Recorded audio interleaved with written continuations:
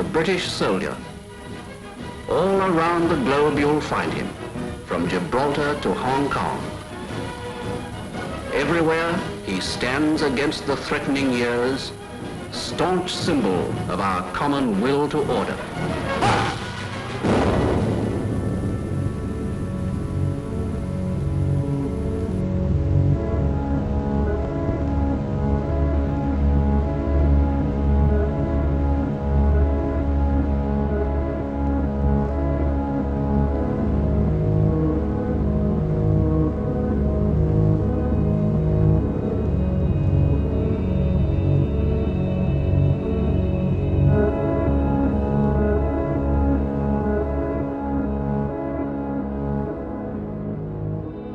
The British Empire, the largest empire the world has ever known.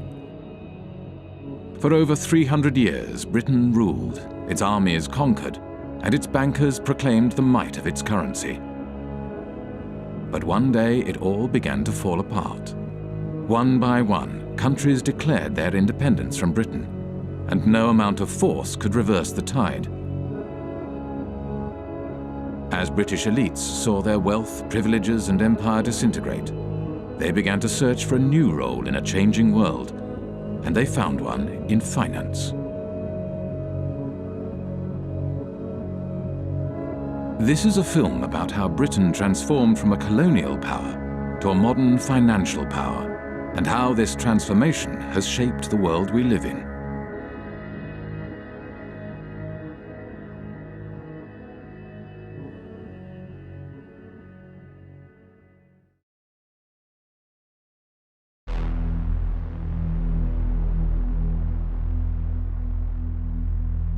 In the days of the British Empire, the City of London was the world's biggest global financial centre.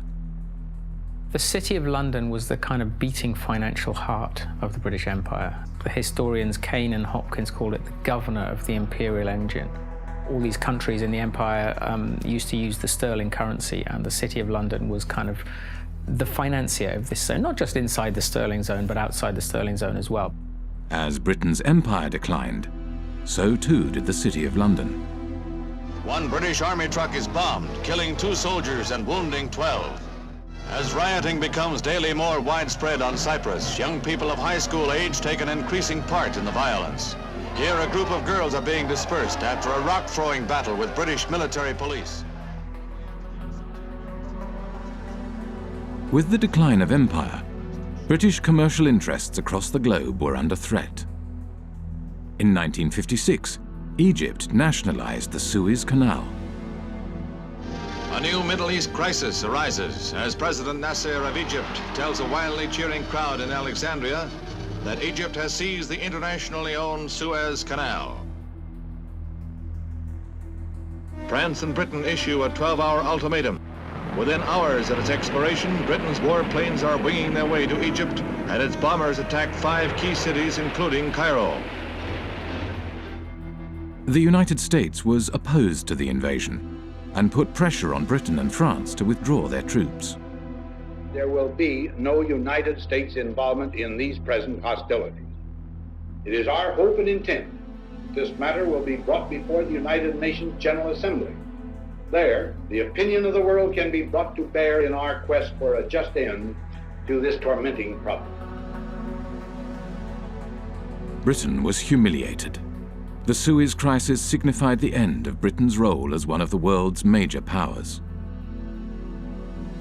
Following the crisis, there was a run on the sterling, on the UK pound.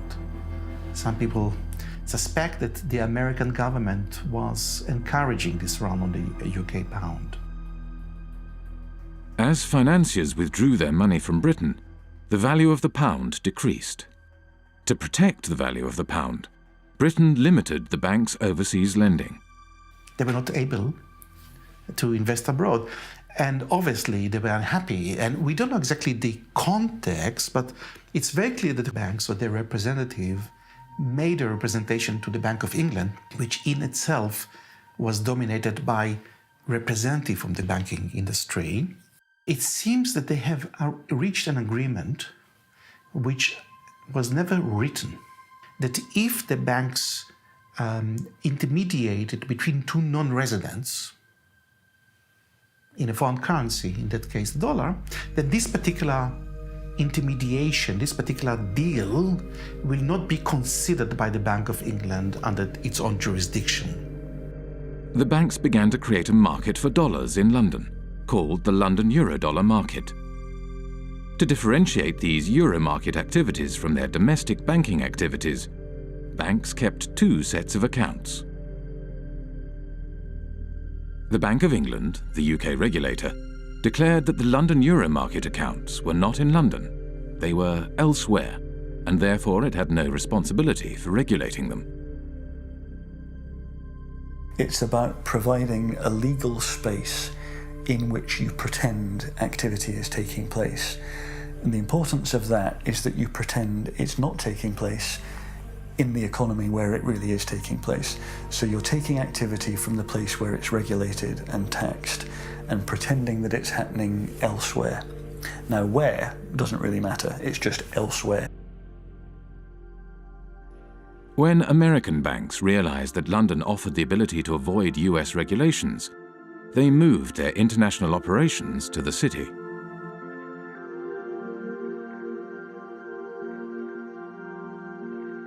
Around the same time as American banks were moving their international operations to London, another new kind of financial space began to emerge, far away from London, in Britain's overseas jurisdictions, the last remnants of empire. Back in the 60s, the Cayman Islands was a complete backwater. The stories go that mosquitoes were so thick in the air, sometimes they were enough to suffocate cows. That's a legend that you hear about the Cayman Islands. I don't know how true it was, but there was nothing happening there. Accountants and lawyers from London arrived in the Cayman Islands and other British dependencies and began to draft a set of financial secrecy laws and regulations. Because these jurisdictions' main selling point was secrecy, they were called secrecy jurisdictions. What the Cayman Islands was doing was straightforwardly illegal activity. Drugs money was coming in huge quantities, tax evasion, whatever you wanted, you could have it. The Bank of England was observing the developments from London and noted in a report marked secret, dated 11th of April 1969, "We need to be quite sure that the possible proliferation of trust companies, banks, etc., which in most cases would be no more than brass plates manipulating assets outside the islands, does not get out of hand. There is, of course, no objection to their providing bolt holes for non-residents, but we need to be sure that in so doing, opportunities are not created for the transfer of UK capital to the non-sterling area outside UK rules." These small territories, the last remnants of the British Empire, which are still overseas territories today, they are still the last remnants of the British Empire. There are 14 of these overseas territories. 7 of them are bona fide tax havens, including the Cayman Islands, Bermuda, the British Virgin Islands. Some of the biggest tax havens in the world today are still British. With access to large amounts of offshore money, the euro market grew rapidly. By 1980, it had reached $500 billion. By 1988, $4.8 trillion. And by 1997, nearly 90% of all international loans were made through this market. The British Empire had sunk, leaving hardly a trace behind. But the City of London adapted and survived.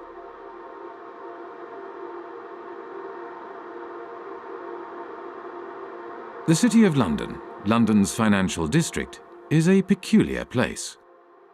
It has been called a city within a city, a state within a state. It is run by an organisation called the City of London Corporation, a private company that performs all the functions of a local council with a private police force and private courts. Those of you who aren't from the UK, some of you even who are, might not be aware just how weird a thing the little City of London is within the big London. The City of London is a separate entity to the wider London, and it has its own head, the Lord Mayor, who's distinct from the Mayor, who runs the rest of London. Every November, the city stages the Lord Mayor's Show, the world's oldest civic procession.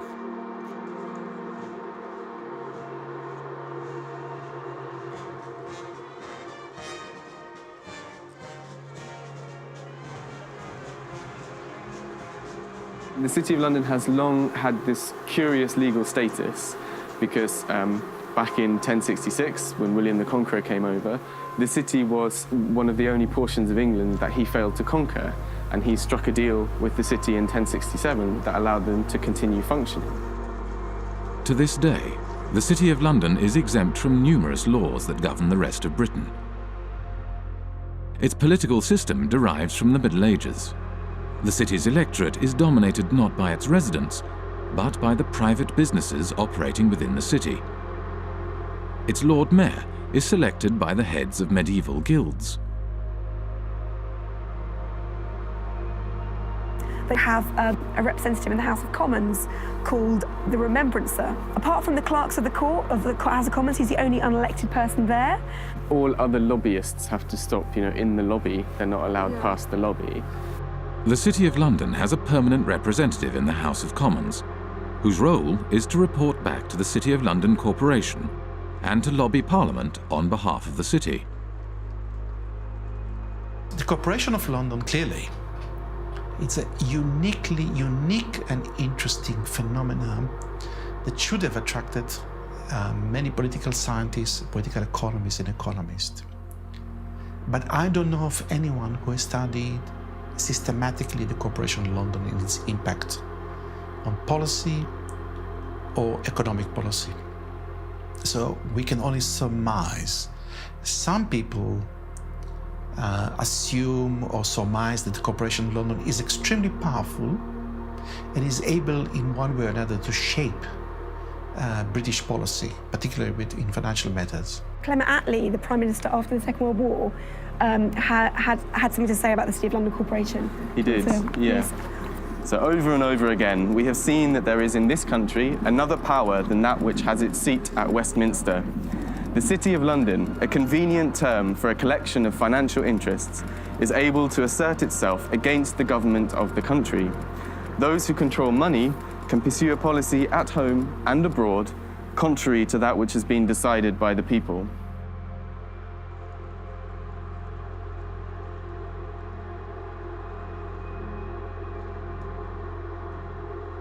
At the heart of the City of London stands the Bank of England. The Bank of England is not just a central bank, it is also a financial regulator. At the demise of empire, the Bank of England used this regulatory authority to help attract the world's banks to London.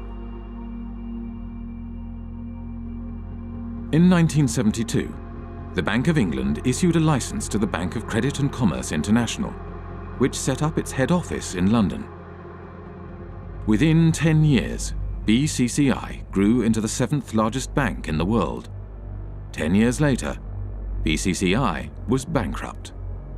The deputy director of the CIA, Richard Kerr, said late today that the CIA did use BCCI to support CIA activities overseas.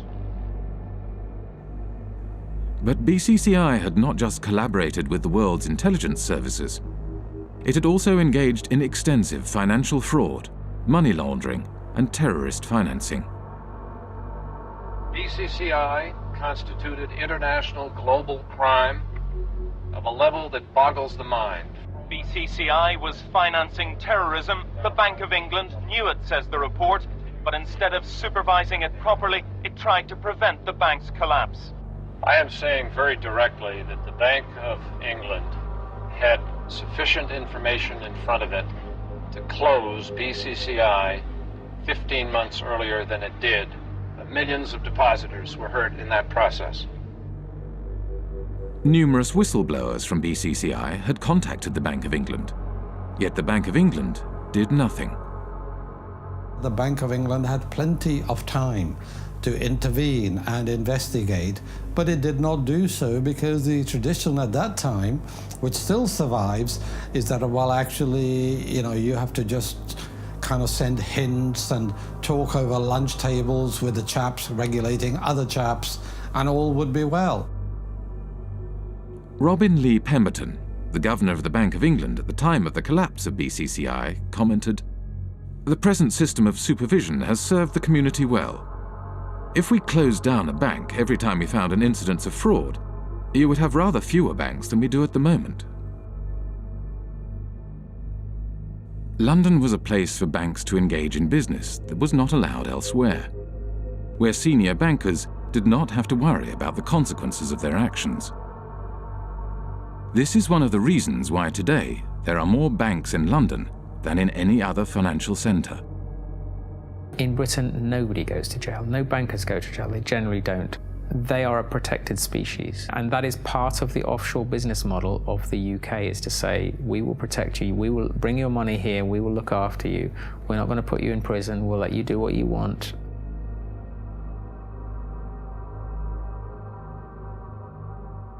Light touch regulation was one way of attracting business to London. Another was secrecy. From the 1960s onwards, City of London institutions began to establish offshore branches in former outposts of the British Empire. Their aim was to create offshore centres with strong secrecy legislation in order to attract capital from across the globe. Swiss banking secrecy is the most famous, the most well-known. You put your money in a Swiss bank and they promise not to tell anybody, and that's one kind of secrecy. But another kind of secrecy, which is very British, is the trust. And the trust is a very slippery, complicated, and devious mechanism. Trusts emerged, the legend has it, from the time of the Crusades, when the knights would go off and fight in foreign lands, and they would leave their assets in the care of trusted stewards. What trusts do ultimately is they play with the concept of ownership. Ownership is not such a simple thing. So the settlor, the knight in this case, would hand over the assets to someone who these days would be called a trustee. It's often a lawyer. Legally, you are separated from those assets. They're not yours anymore. There's a barrier. You can't be taxed on them. Nobody's going to find anything about your connection to these assets. In Britain's offshore jurisdictions, no qualifications are necessary to be a trustee. Anyone can set up a trust and act as a trustee. There is no registry of trusts. There are no bodies to certify that a trust has been set up.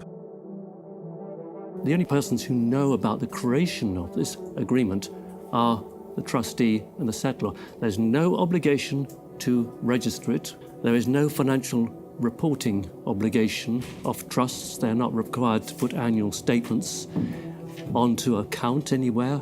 So actually trusts are, to all intents and purposes, invisible arrangements. Economist John Christensen was an economic advisor to the secrecy jurisdiction of Jersey for 10 years. We're not talking about a few million. We're talking now about trillions. Trillions of dollars of capital, which apparently belong to nobody. For tax purposes and for other purposes, they belong to nobody.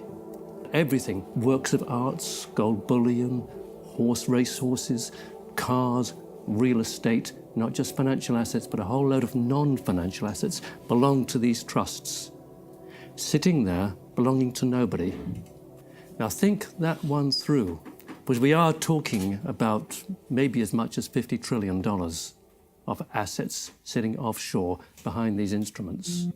Well, the Cayman Islands are among several British overseas territories who have signed a new information exchange agreement with Britain and the rest of Europe to tackle tax evasion.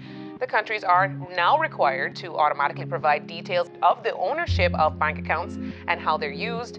Cayman became the first signatory last week. It's important that the Cayman Islands should be recognised as the first overseas territory to sign such an agreement with the United Kingdom. And I think this importantly reflects the constructive approach that the Cayman Islands has taken in delivering our shared objective of rooting out tax evasion. The trust lies at the core of the British secrecy model. They don't use banking secrecy. The Swiss use banking secrecy. The British, of course, are only too willing to kill off banking secrecy because they will then capture a larger market share. That's why the Brits are doing this. Trusts are the basic building block of Anglo-Saxon secrecy, and they form the basis from which complex offshore structures are created. Every secrecy jurisdiction offers a specific set of services, from trusts to shell companies to secret bank accounts and nominee directors. The combination of these services into complex structures, spanning multiple jurisdictions, enables the creation of secrecy structures that are almost impossible to penetrate. An offshore structure will often have a trust kind of sitting at the top of it. The trust will be here managing the assets, kind of controlling the assets. Underneath it, the trust will own some shell companies. Each one might be in a different jurisdiction. So you might have a trust in one jurisdiction whose trustees are somewhere else, whose beneficiaries are somewhere else, which owns offshore companies somewhere else. Each of these companies might then own assets, so that they might own, a bank account, a racehorse, a yacht, a painting, a portfolio of shares or whatever. There are numerous variations of trusts and offshore secrecy structures. There are offshore lawyers whose work entails the creation of ever more complex and obscure structures. The aim of these structures is to hide the identity of the owners of offshore assets and allow offshore wealth to be recycled back into global markets. But looking on the amount of money being administrated from tax havens, you see that it is a curve going like this. And all the talking we have been doing along with other wonderful people fighting against tax havens has not changed anything, It is the word where you say, go on talking, and go on talking, you're interesting me, and I'm going on doing what I want to do. We know everything today because we have had the Panama Papers, we have seen it, and we are not able to act upon it. And we are not able to act upon it because this system is really protecting the few people that are having benefit from it. And these are in percentage very few people, but they are powerful. And I see in the Panama committee that I'm sitting in, the only thing that could change this is to have a public accessible register of the beneficial ownership of trusts and of all kinds of companies. It is easy. The Panama Papers are a collection of leaks from the offshore law firm Mossack Fonseca. Mossack Fonseca is the fourth largest offshore law firm. The other 9 of the 10 largest offshore law firms are registered in British overseas jurisdictions. When countries complain to Britain about the activities run out of its offshore havens, Britain claims that these places are independent and that there is nothing it can do. I've heard time and time again from officials in Berlin and in Paris and in Washington and in other countries that they've been told by the British government that, yes, they're well aware of what's going on in Jersey and they think it's very unfortunate, but they don't have the powers to intervene. Well, that's a straightforward lie. They do have the powers to intervene. They just choose not to. Britain plays this kind of game of pretending, when it suits them, to pretend that these places are independent. At the end of the day, Britain appoints the governor, appoints lots of senior people in these places. They're responsible for foreign relations and defence, and also they can veto their legislation as well. So Britain has a massive degree of control. Basically, it is controlling these places, allowing them a little bit of political space. During his time as economic advisor to Jersey, John Christensen frequently travelled to London for talks with various British government departments. As economic advisor, I had a lot of contact with different departments. Traditionally, UK governments have tried not to interfere in the domestic affairs of places like Jersey. So it happens in a more subtle sort of way. You kind of go and talk to someone, either at the Home Office or the Treasury, and they'd say, well, not actually particularly keen on this piece of legislation. It might be a good idea if you didn't go down that route. And over a cup of tea, that's quite a strong signal. That's a signal, go back to the island and say, they don't want you to do this. The British government prefers not to interfere overtly. Instead, it communicates its desires through informal discussions. There is no paper trail or official statement. discussions take place behind closed doors. The relationship that these places have with London is very much about the British establishment and people understanding each other. I mean, anybody who is British or knows British people knows that communication between us is often very subtle, and you have to kind of know the codes when people say stuff. I mean, a lot of irony involved and a lot of kind of codified language of the British establishment that people kind of understand how it works. And I think that is very much the case with the British relationship with the tax havens. I think there's a lot of understanding of what we can and can't do without anyone having to actually spell it out. By keeping its power hidden, Britain is able to claim that these jurisdictions are politically autonomous. Independence for Cayman is not on government's agenda. That's the message being sent to the UN Special Committee on Decolonization. Attorney Steve McPhail will be representing government at the UN meeting. The committee was set up to help colonies around the world on the road to independence. But Mr. McPhail says he'll be making it clear that Cayman is not ready for that transition. And that message is that the Premier, his cabinet, his party has no mandate from the people of the Cayman Islands to seek independence. That is the message that I will be carrying. When the Bahamas declared independence from Britain in 1967, the offshore bankers relocated to the Cayman Islands and continued their business from there. It was the British connection that reassured bankers and their clients that their money was safe. This British bedrock, that is what has allowed these places to become so trusted by the financial services industry and offshore finance and all these people. In reality, much of the wealth administered in Britain's offshore havens is controlled from London.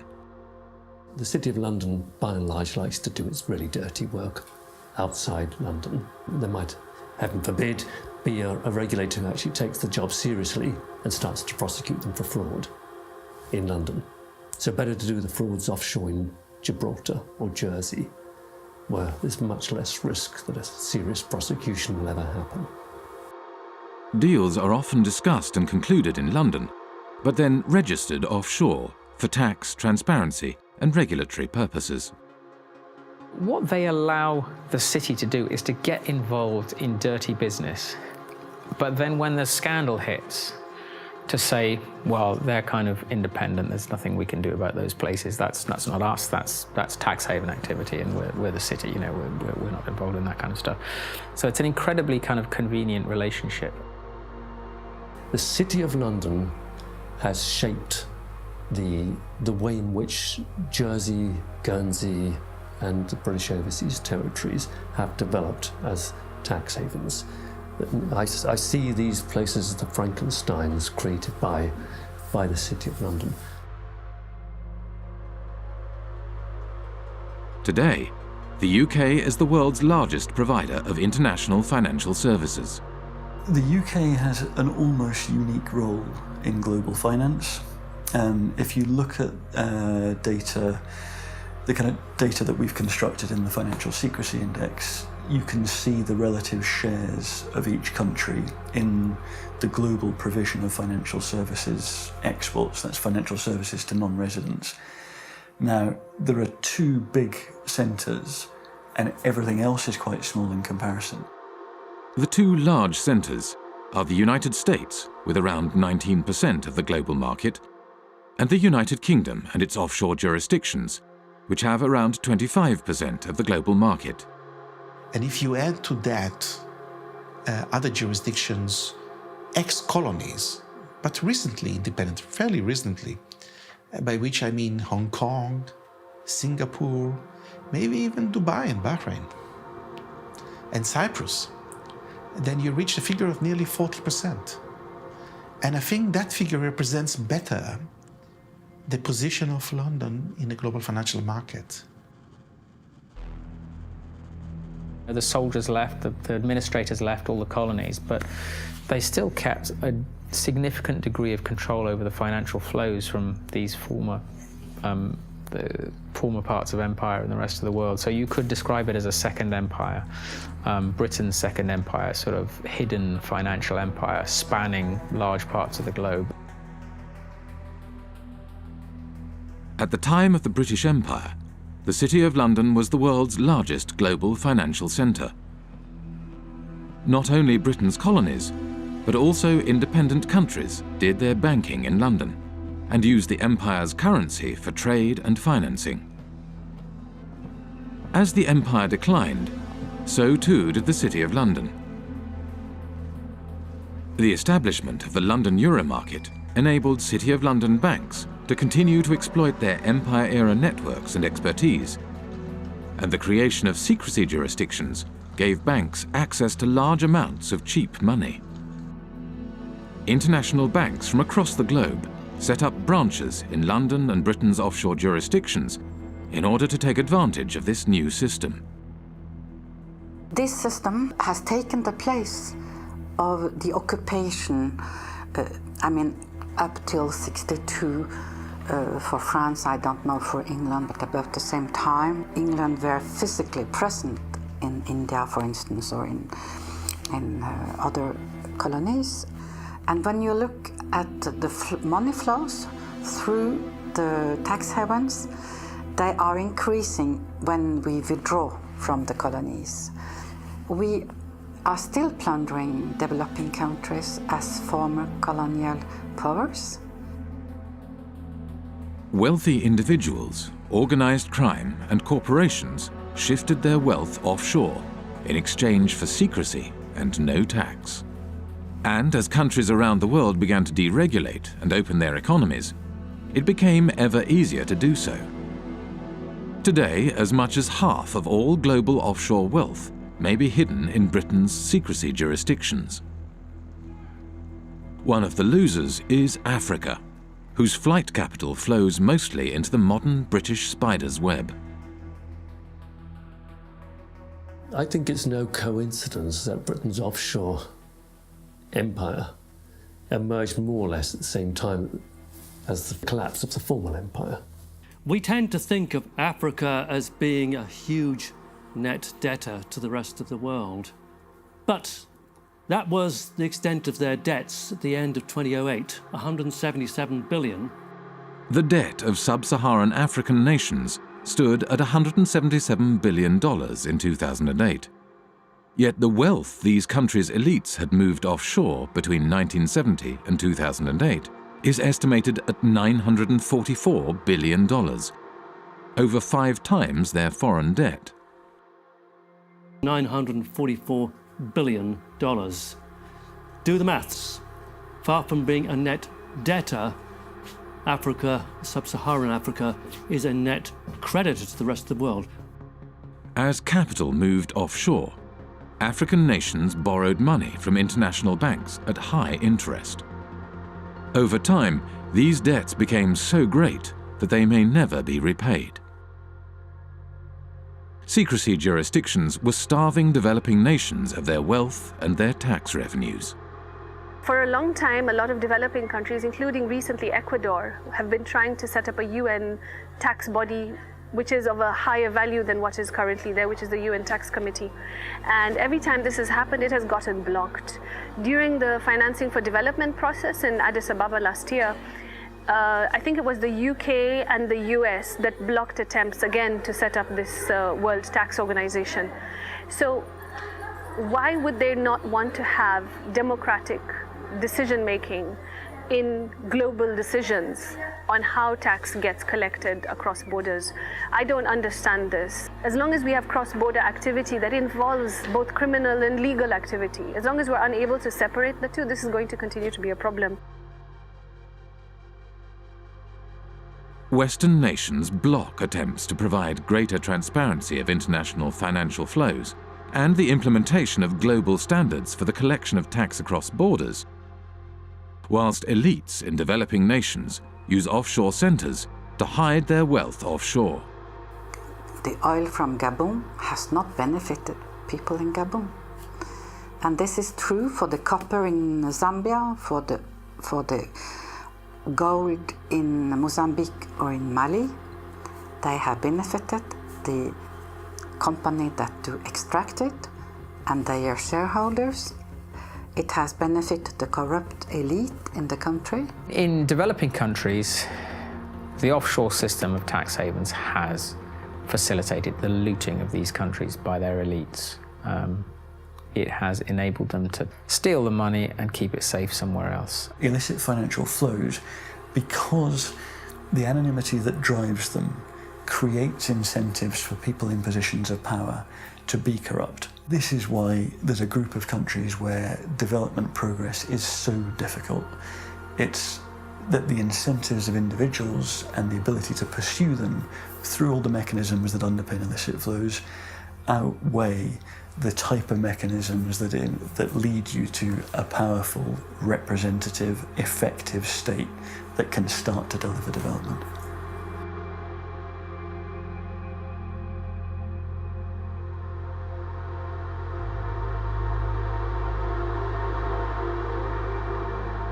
Worldwide, developing countries lose over $1 trillion every year in capital flight and tax evasion. Most of this wealth flows into large Western nations like the United States and Britain and enables their currencies to stay strong, whilst developing nations' currencies remain weak. But illicit flows into Western nations also had another unexpected side effect. The economies of the United States and Britain began to financialize. The origins of this financialization, or de-industrialization, go back to the 1960s. Anti-war demonstrators protest U.S. involvement in the Vietnam War in mass marches, rallies, and demonstrations. President Johnson, meanwhile, let it be known that the FBI is closely watching all anti-war activity. In the 1960s, U.S. economist Michael Hudson was working at Chase Manhattan Bank on Wall Street as Chase's balance of payments economist. During the 1960s, the United States balance of payments deficit was entirely a result of foreign military expenditures. Dollars were flowing out of the United States as a result of the cost of the Vietnam War. The United States attempted to prevent the dollars flowing to Vietnam from being deposited in foreign banks. The government asked Chase to set up a branch in Saigon during the Vietnam War. And as you can imagine, it didn't have windows. It was sort of a fortress. It lost money, but the government went to Chase because it said, if you don't get this money that's being thrown off by the military in Vietnam, then it's going to go into French banks. It'll get to General de Gaulle, and you know what he's going to do every month. He's going to cash it in for gold. That's what the United States was trying to stop.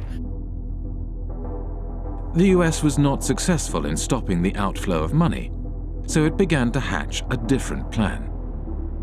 In 1967, Michael Hudson was handed a memo by a former State Department employee. In 1967, I was given by a former State Department employee in the elevator at Chase Manhattan a memo from the State Department urging that Chase Manhattan would take the lead in helping the United States become the Switzerland of the world, meaning the flight capital. The State Department, through Chase, asked me to estimate how much money do you think is available if America were to become the new Switzerland, and how do we do it? The plan was to organize offshore banking centers in the Caribbean and elsewhere, and the hot money wouldn't come directly into Chase because that wouldn't be nice and very legal. What happened was that the Latin American criminals, other criminals, drug dealers, all sorts of organized crime, would put their money in the offshore Caribbean banks, and these offshore banks would then deposit the inflow in the head office. By moving offshore dollars back into the United States, the US was able to stop the outflow of dollars and support the value of its currency. Every country looks to its foreign exchange rate. And the foreign exchange rate is not only imports and exports, it's capital movements. And if you look at the International Monetary Fund's monthly international financial statistics, you have sort of a steady balance of trade, a steady immigrants' remittances. What goes up and down are called errors and omissions. What the United Nations and the IMF call errors and omissions are flight capital. It's the reason that it's omitted is they don't like to really look at this. In the 1930s, Roy Ovid Hall, economist for the U.S. Commerce Department, wanted to include criminal movements in the balance of payment statistics. And Congress got very upset. I was told in Washington, the argument was, we're a Christian country. We don't want to report crime. It's just, don't look at it. And they forbid him to include criminal money in the balance of payments. I guess now you call it errors and omissions. You don't call it criminal inflow and outflow. In the 1960s and 70s, Britain was faced with a similar dilemma as the United States. Money was flowing out, and this decreased the value of the pound. Britain realized that it, too, could support the value of its currency by opening its domestic markets to the trillions of dollars passing through its offshore havens. But just as in the United States, this had an unexpected side effect. The British banks today, just as in the 19th century, don't put their money into British manufacturing. They put their money into real estate speculation, into financial speculation, foreign currency trade. So the financialization of London has helped deindustrialize the country because it's enabled sterling to be supported by this huge inflow of hot money, this inflow of drug dealing money and criminal money and tax evasion money all over the world that is going to London instead of going to Switzerland, Liechtenstein, or the Caribbean.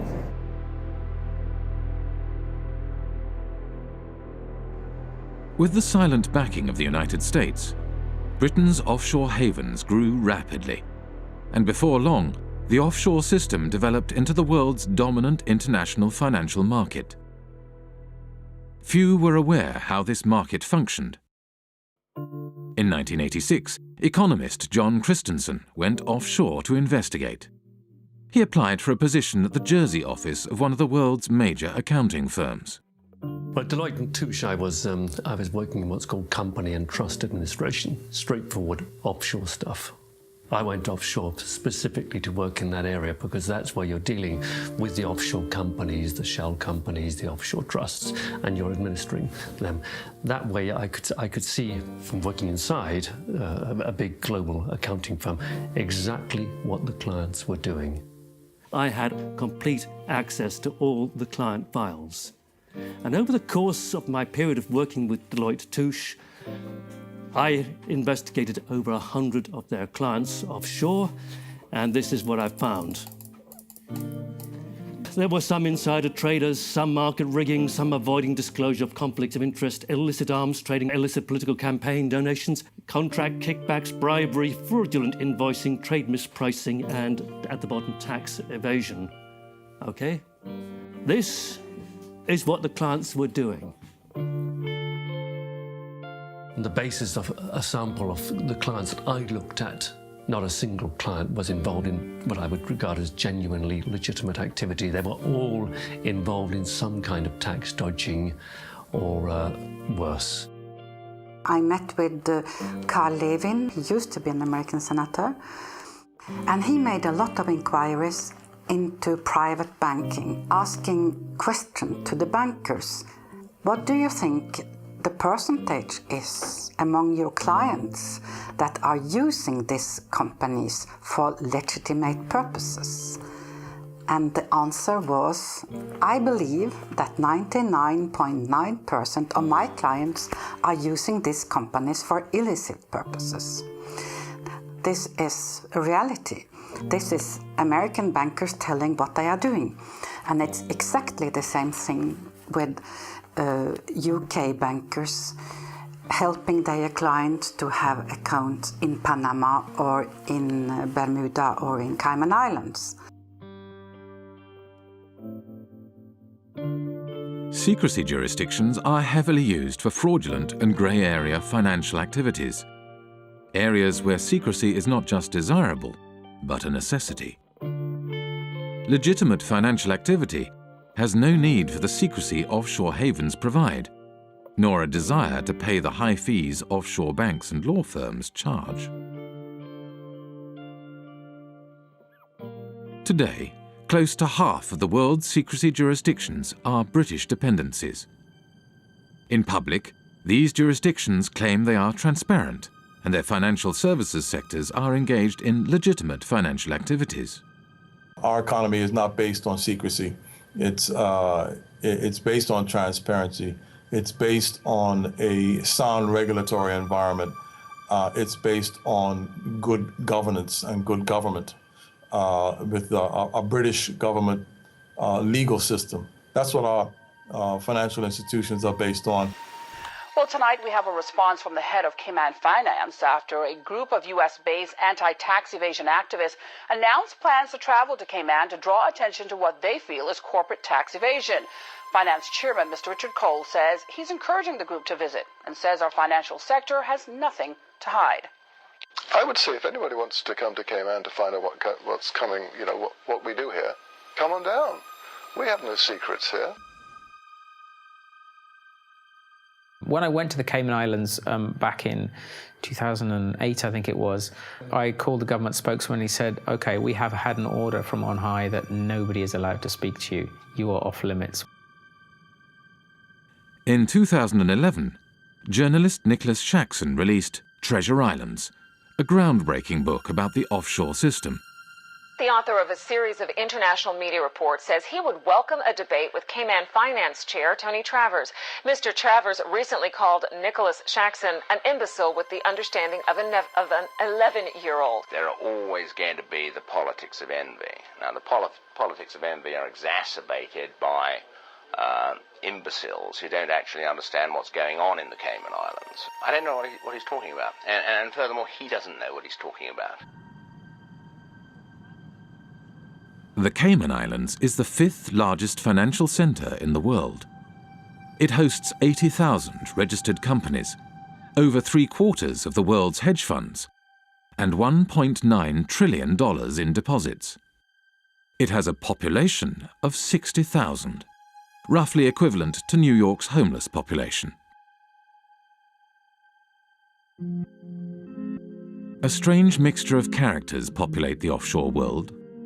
British ex-public schoolboys, members of the world's intelligence services, global criminals, assorted lords and ladies, and bankers galore. With so much at stake for so many wealthy and powerful individuals, it may come as no surprise that Britain's offshore havens have developed their own curious mechanisms to prevent information from leaking out. For many people who work offshore and who don't like what they're doing, it's very hard indeed to dissent, because they will be attacked personally with a degree of viciousness which is quite extraordinary. Most of the time, the instruments of suppression are relatively sophisticated. You won't get promotion by doing this, or your family won't like it. It's not generally, let's slam them in prison. That's far too crude. We are talking about very substantially, the establishment, the British establishment in these cases. The mechanisms are very, very subtle. Sort of ostracism is one way of doing it. These peculiar mechanisms for, if someone tries to blow the whistle, you find all sorts of methods that aren't the most, just fire them, you give them far too much work to do, you steer them in a different direction. One person who is intimately familiar with how suppression works offshore is former Jersey Senator and Health Minister Stuart Sivray. In 2009, he leaked a report on a rogue nurse suspected of killing patients at Jersey's hospital. It all came to a head during a state's debate on Tuesday the 10th of March. Senator Stuart Sivray brought the sitting to a standstill, claiming Senator Jimmy Pershard had sworn at him and told him to go and top himself. Senator Pershard denied the claim, saying, "I absolutely refute that." But less than a week later, he was forced to admit he'd lied. Senator Pershard has now admitted that on another occasion he did tell Senator Stuart Sivray to go and do everyone a favour and slit his wrists. I was arrested at my house one morning by 6 plainclothes police officers. There were another 2 specialist data search police officers on hand, and also another 2 police officers in full body armour, one of those battering rams they kind of use in drugs raids. So 10 police officers descended on me without a search warrant. The property was turned over from top to bottom. All of the computers were seized and searched. All kinds of private constituency data was stolen by the police. Shortly after we began filming, a police officer exited the police station. As he hurried past, he grinned at the camera. The officer was on his way to test the sirens on his motorbike, which he did at intervals throughout much of the remainder of the interview. When it came to prosecuting me, Stuart Sivray was prosecuted under the data protection law. When the authorities were prosecuting me, I claimed that this was a legitimate public interest disclosure defence. And I, with an expert witness, was able to produce a set of reports that effectively destroyed the prosecution case. In reaction to this, the magistrates ruled that Stuart Sivray's defence case, that he had leaked the report in the public interest, would no longer be admissible, but continued to prosecute him all the same, without a defence case. Over the past 7 years, Stuart Sivray has been repeatedly taken to court and imprisoned 3 times. He does not know when or if the persecution will end, nor does he know when he will find himself behind bars again. To look at Jersey from the outside, it looks like it's got a prosecution system, it looks like it's got a court and a legislature, but none of it's real. It's a Potemkin village. None of these systems in Jersey meet the tests of being objective or actually functioning properly. The experience that Stuart Sivray had is, he's perhaps at the blunter end of the scale. He was simply suppressed and taken to court on trumped-up charges. So let's carry on pretending to do the interview. They might get bored. This is the kind of how oppression happens in Jersey. You see, all kinds of little things get done to harass people. Even they don't often go to the kind of extremes that they did against me in terms of actually arresting me and putting me in prison. But the authorities use all kinds of other lesser little methods to interfere with people, kind of sabotage things. Obstruct people, make life difficult for people. If you annoy the establishment in Jersey, you won't get a job here. Your children won't get decent jobs. That's kind of how it works. I went to Jersey in March 2009 with Nick Shaxson. About 24 hours after we arrived in Jersey, we were there for several days. Nick said, have you noticed that we're being followed? Ever since we arrived at the airport, we've been followed. He said, don't look now, but we're being followed now. Turns out he was quite correct. We were being followed. And I found that very disturbing indeed.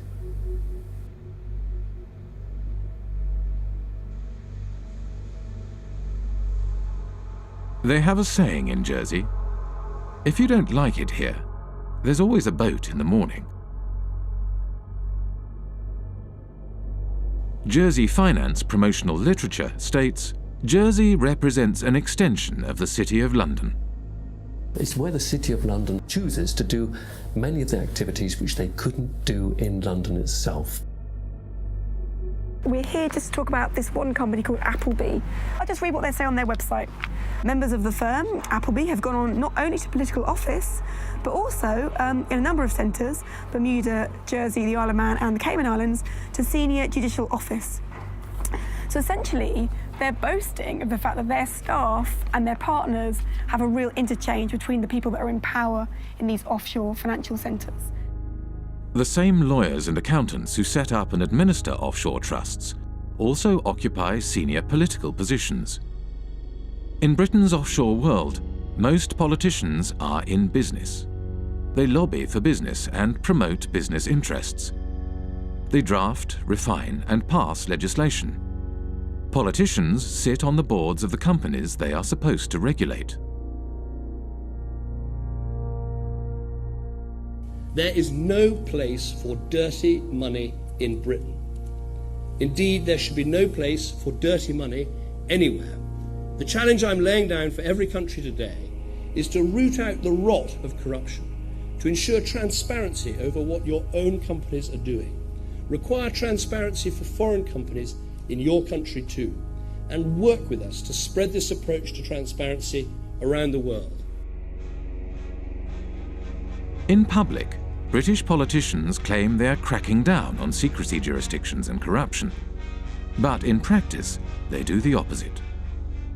When I talk to politicians in Brussels, they say that they've had more lobbyists from London, and including politicians, come to them to protect the City of London's interests than they've had from every other European member state combined, which gives you some idea of the extent to which British politicians see themselves as essentially lobbyists for the City of London. We begin with our big story. Cayman's efforts to ensure transparency in its financial services sector is being recognised by the international community. Earlier this week, the UK's Prime Minister David Cameron told Parliament that the tax haven label placed on its crown dependencies and overseas territories is unfair. Many British politicians have personal and business ties with the City of London and British secrecy jurisdictions. Former British Prime Minister David Cameron's father, Ian Cameron, was an expert in offshore funds and was involved in offshore trusts from the 1980s onwards. At this courthouse behind me here in St Helier, we found this. It's a document called a grant of probate, and it's attached to the English will of none other than Ian Cameron, David Cameron's father. Say hello to Mum and Dad. Hi, Bar, how are you? Good to see you. Ian Cameron was certainly a wealthy man. In 2009, his personal fortune was estimated by researchers for the Sunday Times Rich List at £10 million.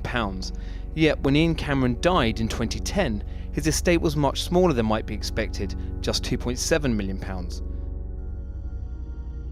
In many cases, it's the politicians and their cronies and their families and so on, and the business people who sponsor the political parties, who are using these offshore services themselves. So they've got no personal interest in closing it down. If they wanted to close it down, they could do it tomorrow. The fact of the matter is they don't want to do it because they themselves are complicit with the process. If you come from the same kind of background, you know the right people, then all the kind of legal niceties will often fall away. You can get away with doing all sorts of things that they wouldn't just let any old person, you know, if you came knocking on the door saying, can you set up an offshore company to do this, they'd tell you to get lost. But if you're part of the networks, you can do these kinds of things. So that's a very important part of the whole system. Upper class British public school kind of establishment that has been there since, you know, for centuries. The British establishment, an old boys' network of privileged elites, had carved out a lucrative niche for themselves in the offshore world after the demise of empire. They transformed themselves from administrators of empire into financial handlers for the global elite and multinational corporations. As more money flowed offshore, societies around the globe began to feel the impact of the offshore world.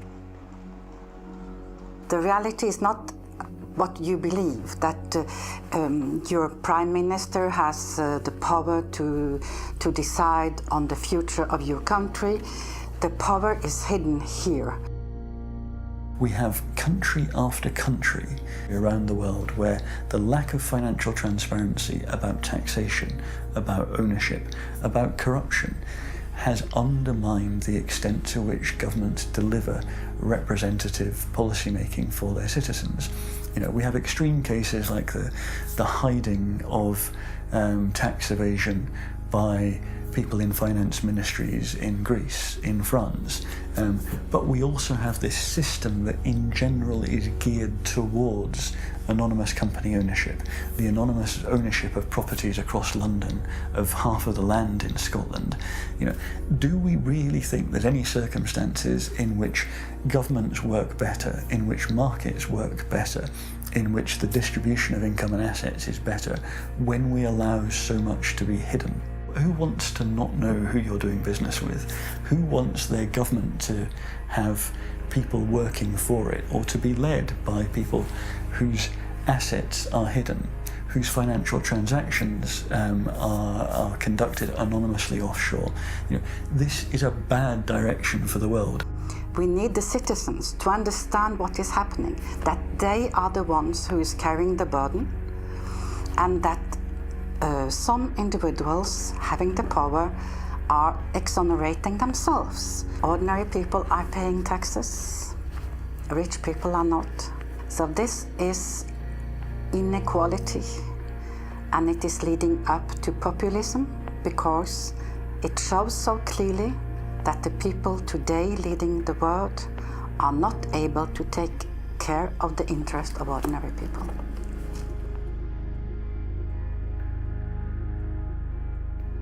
Back in the 60s and 70s, tax evasion or pushing back against taxation, it was kind of seen as anti-establishment. So, the Rolling Stones and Phil Collins, all these people kind of going offshore, going away. It was seen as a sort of rebellious thing to do. And if you fast forward to the present day, now that is the establishment. The offshore system is the establishment. Today, offshore is the way elites and multinational corporations conduct their affairs. Tax evasion is the way business is done. This kind of sophisticated cheating requires a huge infrastructure. We like to talk about the pinstripe infrastructure of highly educated people who think it is their right to help others to cheat societies. We have a new mafia in town. It does not actually shoot people, does not put bullets in their kneecaps, but its trade is just as deadly. It deprives people of opportunities to have healthcare, education, security, justice, and essentially a fulfilling life. Accountants form the backbone of the offshore system. They administer the structures that allow individuals and corporations to shift their money offshore and evade taxes. There are about 2.5 million professionally qualified accountants on this planet. About 330,000 are in the UK. Well-known people, well-dressed, well-fed, highly paid, are sitting in city centre offices, and they are paid to dream up tax avoidance schemes for individuals and for corporations. We can all elect a government which says, vote for us, we will give you better healthcare, better education, better security. And next day accountant says, sorry about that, folks, you elected this government, but we actually got a tax avoidance scheme, and the Amazons and the Googles and Microsofts won't be paying any taxes in your jurisdiction. Too bad. You voted for it, but actually you're going to get something else. So it's a crazy world that part of the business model at big accountancy firms is how to deny public the services by erosion of tax revenues. And these firms are then rewarded with government-funded contracts, and the same firms are then advising local governments and the central governments, and the same firms then report on the company accounts and tell us all is well. When I argue this with a Pricewaterhouse partner in a face-to-face debate, he said, Professor Sicker, you never give us credit for anything. We generate millions of dollars of revenues, and we have lots and lots of satisfied clients. What is your problem? And my response was very simple: that's the language of drug pushers and pimps.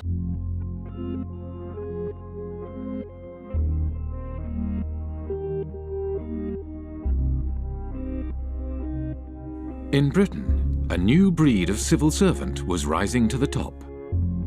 One such civil servant was Dave Hartnett, who rose to the top of HMRC, the UK tax authority. Dave Hartnett had a new way of collecting tax. Deals would be negotiated on an individual basis, behind closed doors. In the case of the largest clients, Dave Hartnett frequently led the negotiations himself. British Telecom was one of the first companies through the programme and received a refund of over £1 billion. BT's chief executive, Ben Verweyen, wrote, "Earnings per share up 14%, and nice to know that we have a £1 billion credit from the taxman." Dave Hartnett claimed this approach was more efficient. Litigation in the courts is really phenomenally expensive in this day and age all over the world, and I think is to be avoided where possible. And the art is to persuade people to pay by strength of argument and the like.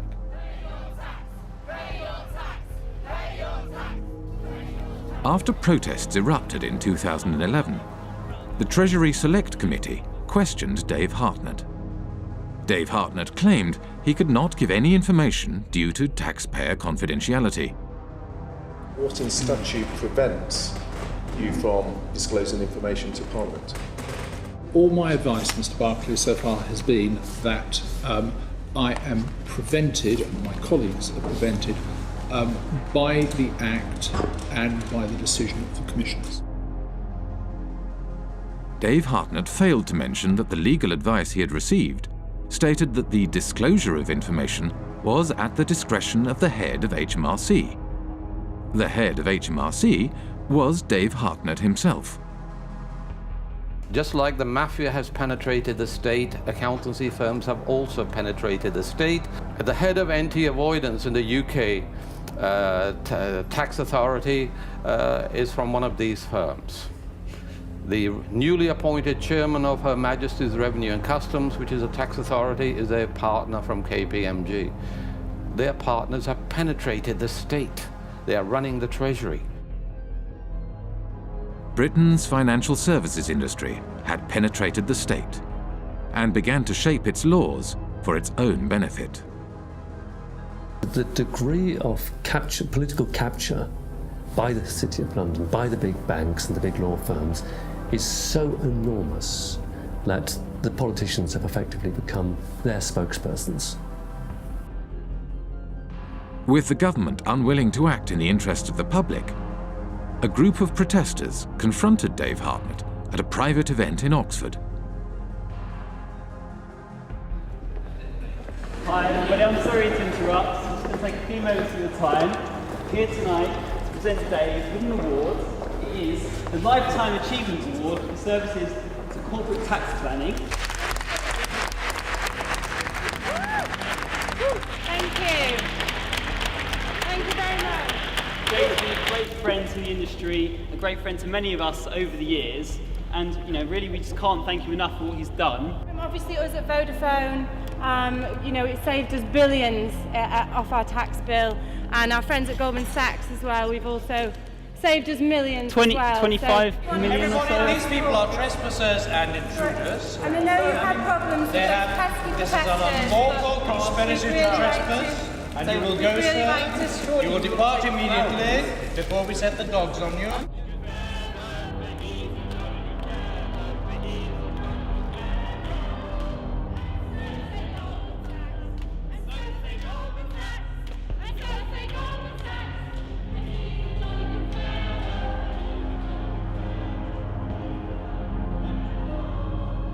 Go. You're trespassing. So sorry. Please You are trespassing, scum. Go.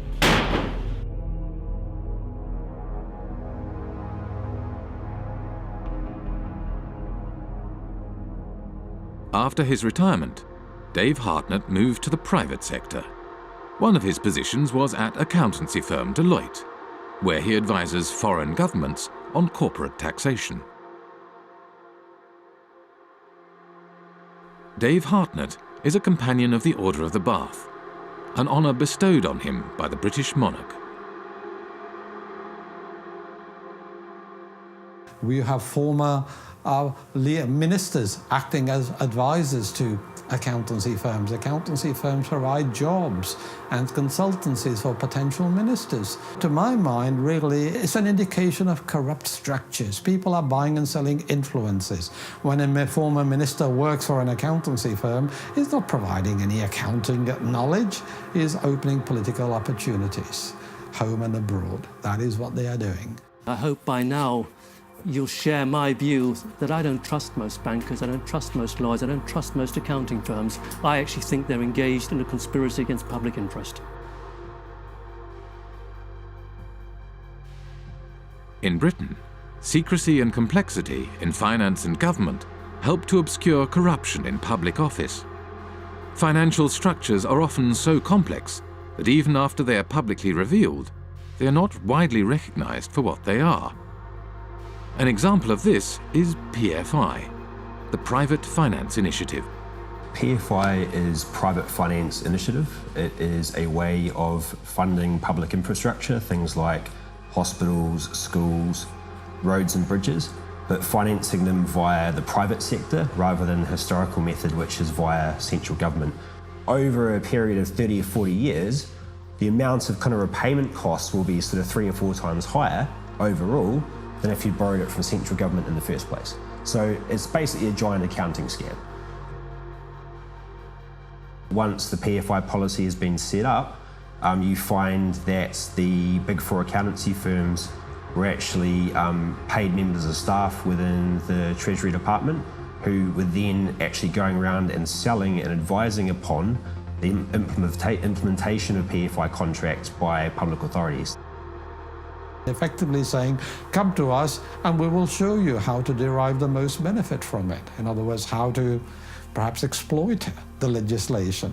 Even the offices of the state tax authority are now owned offshore. HMRC, which is the tax collector here in the UK, their offices are owned in Bermuda by a company called Mapley Steps. It's quite incredible. The company that owns the PFI contract to run HMRC's head office borrowed money from offshore investors at 15% interest. Because the interest was so high, the company was losing money. Therefore, it did not pay tax. In 2011, HMRC could not prove that any PFI company was paying any tax in the UK. I think we need to have a serious conversation about the role of government in this whole debacle and how much our government has been penetrated by big banks and accountancy firms and ultimately in whose interest it operates.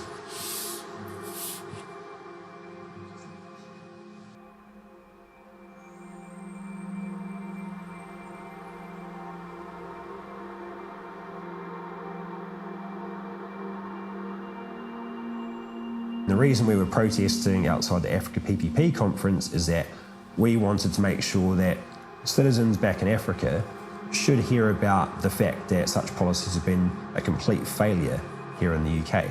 We know that these products are not being marketed to African countries in their own best interests. Their only motivation is to spread the reach of financial services into new markets. It's all being promoted in the interest of the City of London. What you're seeing is basically a second form of colonialisation. You've had initially occupation, resource extraction, and through that process, countries like Britain, which have had a large offshore empire, have developed significant networks, and now those networks are being used to promote and exploit financial services.